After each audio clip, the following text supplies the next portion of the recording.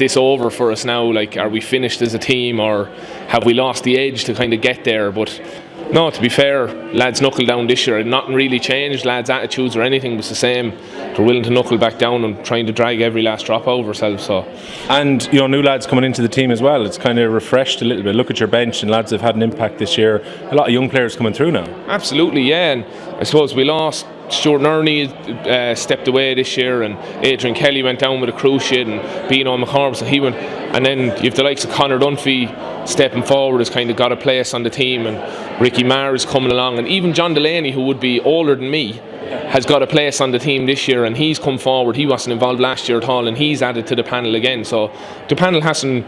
The lads are a loss, but there's other guys who've actually stepped into their place, which is great. I look at Kieran McAvoy, who I'm more used to holding a hurl, and there he was getting a goal the last time. There's another player, Kieran McAvoy, that you've mentioned, wouldn't have been involved last year, has come along now and is an important part of the panel. There's more or less Frank Flanagan and John Kavanagh weren't part of the panel last year. It's probably a lot of new lads now when you put it that way.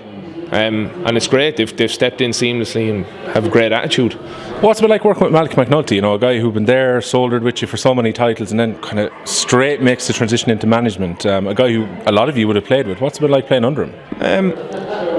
It probably is. It's probably weird to see him patrolling the sideline in the tracksuit and addressing you in the dressing room. We're doing this and we're doing that. But I think I would see ourselves as quite a professional panel in the sense of, Malachi's manager now. That's the way it is. We listen to him. We do what he says. It doesn't matter who. He's wearing the bib. So it wasn't. Maybe the first time you heard it, this is a bit different. But that goes straight out the window, straight away. Like, there's no awkwardness after, or anything different from any other manager. You've got bulging medal collections mostly, but I'm sure the drive is still there to lift the cup again on O'Connor Park, like you did back in 2009 next week. Yeah, absolutely. Like, I think Crossmaglen said it a few years ago when they were on for 13 or 14 in a row. They said they don't want to be.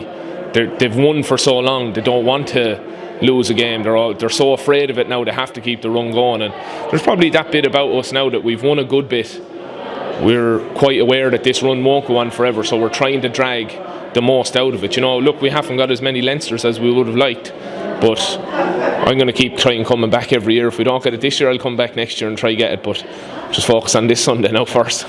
Individual honours on the last note, I suppose, captain of the football team last year, emulating your hero Niall Rigney in terms of lifting the cup for Portlaoise. You've got a couple of these awards now as well, picked up over the last few years. Obviously, I presume they're still nice to get, aren't they? Look, absolutely, and they're I suppose what's nice about it is you wouldn't get this award if your team didn't win the county championship. So I suppose it's kind of recognition for your club too that your club won the county championship. But absolutely, they're lovely things, and certainly to look back on when you retire, if you can take them out of a box and put them on the mantelpiece in 20 years' time, they're a lovely thing to look back on and have. So yeah, I'm delighted to have won it. Yeah, really am.